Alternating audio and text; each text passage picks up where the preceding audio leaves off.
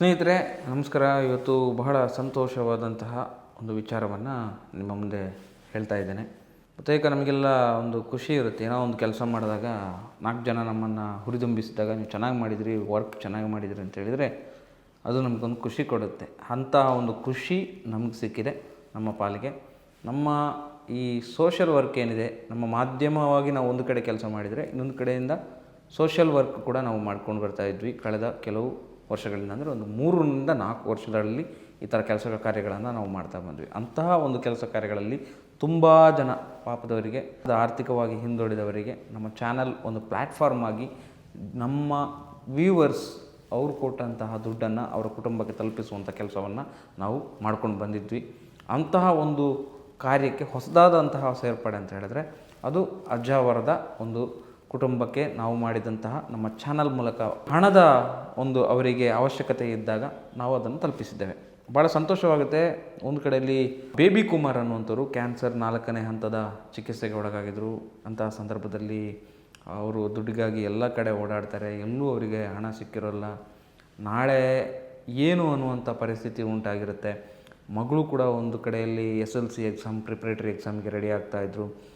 ಇಂಥ ಸಂದರ್ಭದಲ್ಲಿ ಕಣ್ಣೀರಾಗಿತ್ತು, ಇಡೀ ಕುಟುಂಬನೇ ಭಾಳಷ್ಟು ನೋವಿನಲ್ಲಿತ್ತು. ಆ ಸಂದರ್ಭದಲ್ಲಿ ನಮಗೆ ನೀವು ಮಾಡ್ಬೋದಾ ಈ ಸ್ಟೋರಿಯನ್ನು ಅಂತೇಳಿ, ಅಂದರೆ ತುಂಬ ಜನ ನಮಗೆ ಈ ಥರದ ಸ್ಟೋರಿಗಳು ಬರುತ್ತೆ, ಎಲ್ಲವನ್ನು ನಮ್ಮ ಕೈಲಿ ಮಾಡಲಿಕ್ಕೆ ಸಾಧ್ಯ ಆಗೋಲ್ಲ.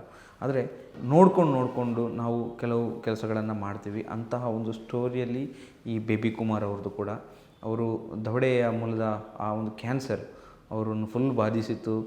4ನೇ ಹಂತ, ಇನ್ನೇನೋ ಬದುಕುವ ಹಂತದಲ್ಲಿಲ್ಲ ಅನ್ನುವಂಥ ಸ್ಥಿತಿ, ಚಿಕಿತ್ಸೆ ಮಾಡಲೇಬೇಕಾದಂತಹ ಪರಿಸ್ಥಿತಿ.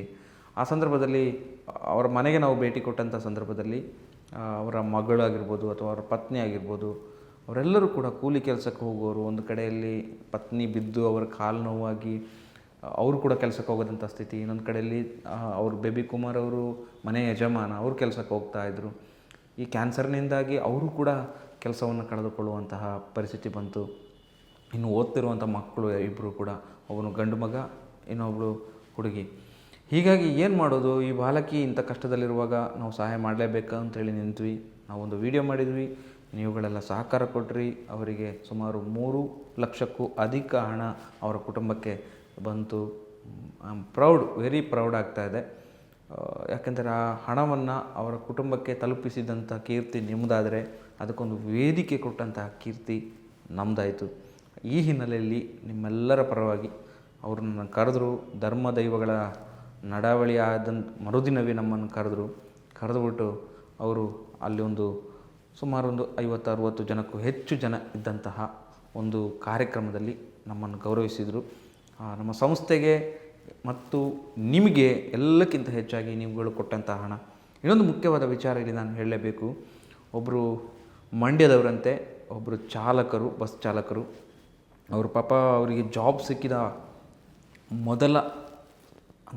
ಸಿಕ್ಕಿದ ಮೊದಲ ತಿಂಗಳ ವೇತನವನ್ನು ಅವರು ನೇರವಾಗಿ ಅವರ ಮನೆಗೆ ತಂದು ಕೊಟ್ಟಿದ್ದಾರೆ.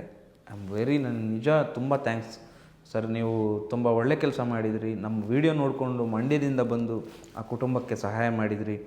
ನಿಮ್ಮಾಗಿಯೇ ತುಂಬ ಜನ ಸಹಾಯ ಮಾಡಿದ್ದಾರೆ.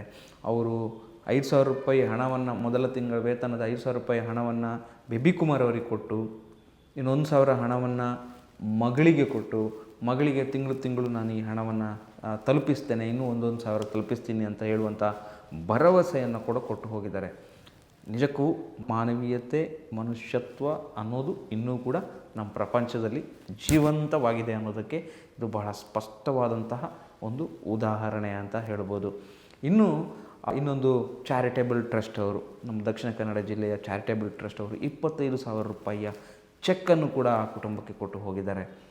ಅಂತಹ ತುಂಬ ವಿಚಾರಗಳಿದೆ. ಪಾಪ ಆ ಬಾಲಕಿಯ ಎಜುಕೇಷನನ್ನು ಮುಂದೆ ಸೈನ್ಸ್ ಮಾಡಲಿ, ಆರ್ಟ್ಸ್ ಮಾಡಲಿ, ಕಾಮರ್ಸ್ ಮಾಡಲಿ, ಏನೇ ಮಾಡಿದರೂ ಕೂಡ ನಾವು ಅದರ ಅಮೌಂಟನ್ನು ಕೊಡ್ತೇವೆ ಅಂತ ಹೇಳುವಂಥ ಒಂದು ವಿಚಾರವನ್ನು ಒಬ್ಬರು ಪುತ್ತೂರಿನವರೊಬ್ಬರು, ಅವರು ಸದ್ಯ ವಿದೇಶದಲ್ಲಿ ನೆಲೆಸಿದ್ದಾರೆ, ಅವರು ಹೇಳಿದ್ದಾರೆ. ತುಂಬ ಥ್ಯಾಂಕ್ಸ್. ನಮ್ಮ ಚಾನಲ್ ಮೇಲೆ ಭರವಸೆ ಇಟ್ಟಿದ್ದೀರಿ. ದಕ್ಷಿಣ ಕನ್ನಡ ಸಹಿತ ಹೊರಗಿನ ಬೇರೆ ರಾಜ್ಯದ ಬೇರೆ ಸ್ಥಳಗಳಲ್ಲಿರುವಂಥ ನಮ್ಮ ದಕ್ಷಿಣ ಕನ್ನಡದವರಾಗಿರ್ಬೋದು, ಕನ್ನಡಿಗರಾಗಿರ್ಬೋದು, ವಿದೇಶದಲ್ಲಿರುವವರು ಆಗಿರ್ಬೋದು, ವಿದೇಶದಿಂದಲೂ ಕೂಡ ತುಂಬ ಜನ ಅವರಿಗೆ ಕರೆ ಮಾಡಿದ್ದಾರೆ, ದುಡ್ಡು ಕೂಡ ಕೊಟ್ಟಿದ್ದಾರೆ. ತುಂಬ ಥ್ಯಾಂಕ್ಸ್ ನಿಮಗೆಲ್ಲರಿಗೂ ಕೂಡ. ಒಂದು ವಿಷಯ ನಾನು ಹೇಳಲಿಕ್ಕೆ ಇಷ್ಟಪಡೋದೇನು ಅಂತ ಹೇಳಿದರೆ, ಇವತ್ತಿನ ದಿವಸಗಳಲ್ಲಿ ಮಾಧ್ಯಮಗಳು ಎತ್ತ ಸಾಗ್ತಾ ಇದೆ, ಯಾವ ಥರ ಇವತ್ತು ಸುದ್ದಿಗಳೆಲ್ಲ ಬರ್ತಾ ಇದ್ದಾವೆ ಅನ್ನೋದು ನಿಮಗೂ ಗೊತ್ತು, ನಮಗೂ ಗೊತ್ತು. ಇಂಥ ಸಂದರ್ಭದಲ್ಲಿ ಒಳ್ಳೆಯ ಒಂದು ವಿಚಾರವನ್ನು ಕೊಡಲಿಕ್ಕೆ ನಾವು ನಮ್ಮ ಕೈಲಾದಂಥ ಪ್ರಯತ್ನವನ್ನು ಮಾಡ್ತೇವೆ. ನಿಮ್ಮ ಕೈಯಲ್ಲಿ ಎಷ್ಟಾಗುತ್ತೋ ಅಷ್ಟು ನಮಗೆ ಸಪೋರ್ಟನ್ನು ಮಾಡೋದರ ಮೂಲಕ, ನಮ್ಮ ಚಾನಲನ್ನು ಲಿಂಕನ್ನು ಶೇರ್ ಮಾಡುವುದರ ಮೂಲಕ, ಹೊಸಬರಿಗೆ ತಲುಪಿಸುವ ಮೂಲಕ ನಮ್ಮ ಚಾನಲ್ನ ಬೆಳವಣಿಗೆ ನೀವೆಲ್ಲ ಸಹಕಾರ ಕೊಡಿ ಅಂತ ಹೇಳ್ತಾ ನನ್ನ ಈ ಮಾತನ್ನು ಮುಗಿಸ್ತೇನೆ. ಧನ್ಯವಾದಗಳು. ನಮಸ್ಕಾರ.